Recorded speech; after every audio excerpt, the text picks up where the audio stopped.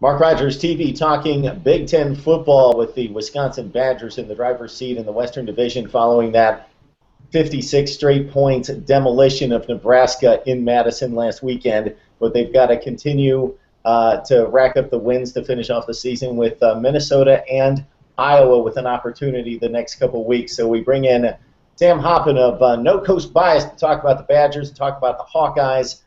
Western Division rivalry with Wisconsin, a pretty decided favorite. Sam, how are you today? I'm doing well. How are you? Doing well. So let's talk about this Wisconsin football team and just your thoughts about the season to date. We all watched the opener, the much anticipated game against LSU, the 24-7 lead that went away. You lost the two D tackles late in the game that really hurt after dominating defensively. Melvin Gordon was on the sideline for the fourth quarter. I don't know how you lost at Northwestern. I didn't see the game. I saw the highlights. I looked at the recap, the box score to see how could Wisconsin lose this game to a Wildcats team that was really struggling at that point. But otherwise, this team has just gotten better and better and better. And just when we thought there was going to be a showdown in the Western Division, they show how decidedly better they are still than Nebraska last week.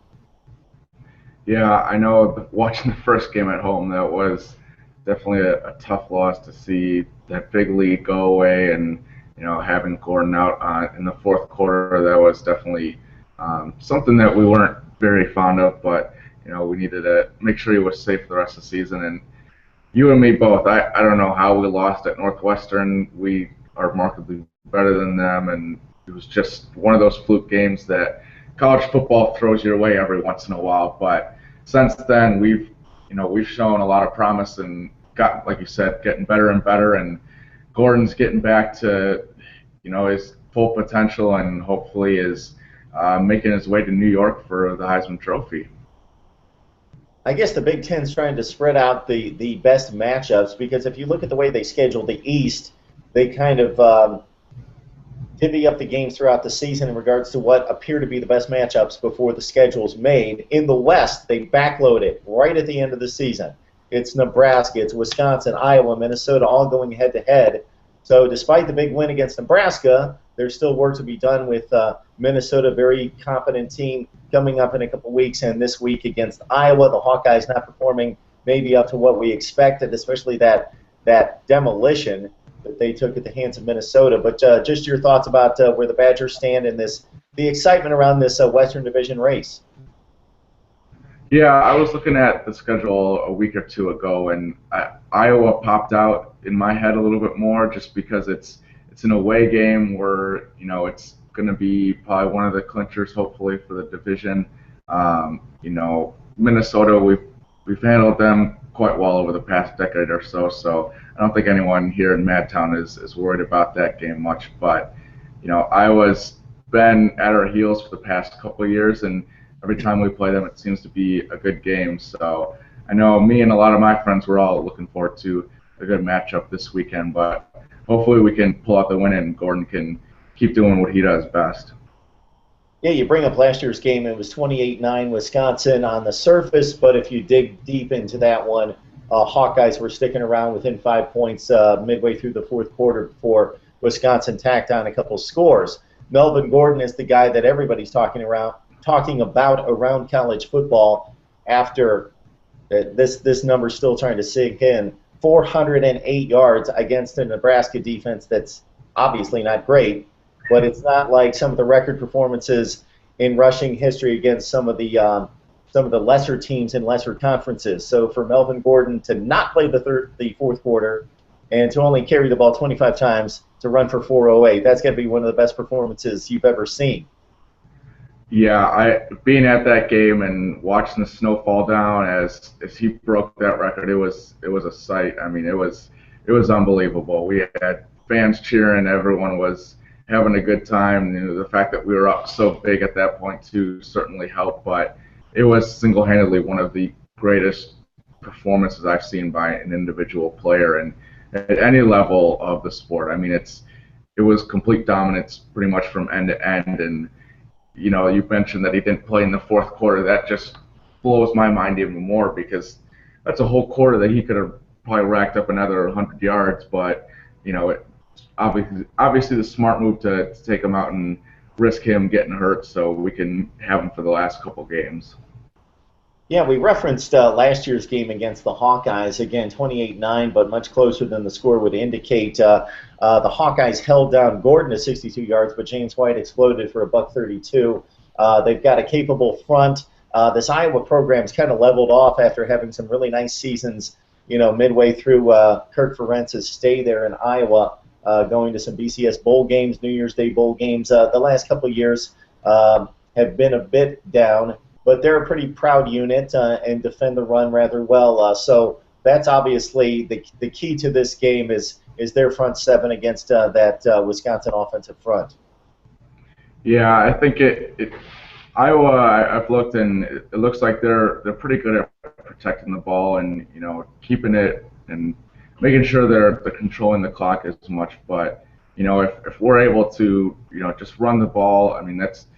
If I'm Gary Anderson, I'm running the ball all day unless I absolutely need to, because even if Gordon's not producing, we got Clement, we got so many other guys that can make plays in the running game, and we don't have, like you mentioned, Aberderis was huge for us last year, and that was a big loss to our team, so we don't really have a number one receiver at this point. Erickson's kind of filled in, but I think if we just run the ball, we can hopefully handle this Iowa defense the way that we handled the Nebraska defense last week. Yeah, if you look at the Hawkeyes, they lost one of the best linebacking units in college football from last season, but they bring back Carl Davis, a defensive tackle, Drew Ott's one of the better defensive ends in the Big Ten. So we'll see how it plays out. I would expect Wisconsin's still going to be able to run the football pretty well. Although against Minnesota it might be a little bit more difficult, and you would expect against the Ohio State Buckeyes, if they get to the Big Ten championship game, they might have to go to the air a little bit more often, and that's when we bring into play the Wisconsin passing game. And we were talking about it before we came on. Aside from the Russell Wilson year where you had a dynamic, one of the best quarterbacks in the country, some serviceable quarterbacks, but kind of give us an overview of the passing attack, because we know it's going to be run first, and you'd love to just chuck it up there maybe 12 or 15 times, but you might have to throw it a little bit more as you head to the Big Ten championship game. So are there any playmakers on the outside for this Wisconsin team that could scare some teams? Yeah, I think, like I mentioned Erickson. He's definitely stepped in as probably our number one receiver. McAvoy and Stave's go-to guy on the outside. He's definitely done well to kind of fill in for losing Aberderis, but him, we've got Arneson too. He's definitely a nice threat in the red zone, but it's definitely tough to point out just one guy, and you've even got Gordon that you can dump it off to, and he'll certainly make some moves and make some defenders miss, but it's tough to have a passing game when the quarterback isn't the best, and you've got a weaker wide receiving core as well. We pretty much get what we expect with the Wisconsin defense. They're always going to be sound. They're always going to be technically sound, fundamentally sound as well. I had my doubts about the statistics holding up going into the Nebraska game. The stats said best statistic defense in the country. Didn't play Michigan State, hadn't played Ohio State, hadn't faced the real elite offenses in the Big Ten. LSU, not much of an offensive outfit this year. A lot of talent, but haven't pulled it together with a young quarterback. But then the Nebraska game really showed us after the first quarter that, again, this Wisconsin team knows where to be, knows where the football is, knows their assignments, trusts each other, and plays extremely well as a unit.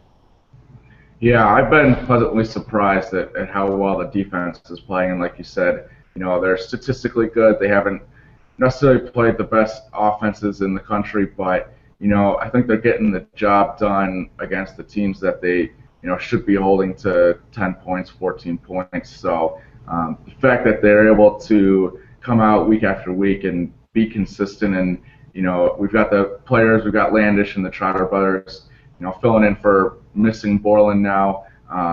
We've got a lot of potential to be one of the top defenses in the country, I think, in the years to come with all that we've got going for us now. So yeah, you mentioned statistics.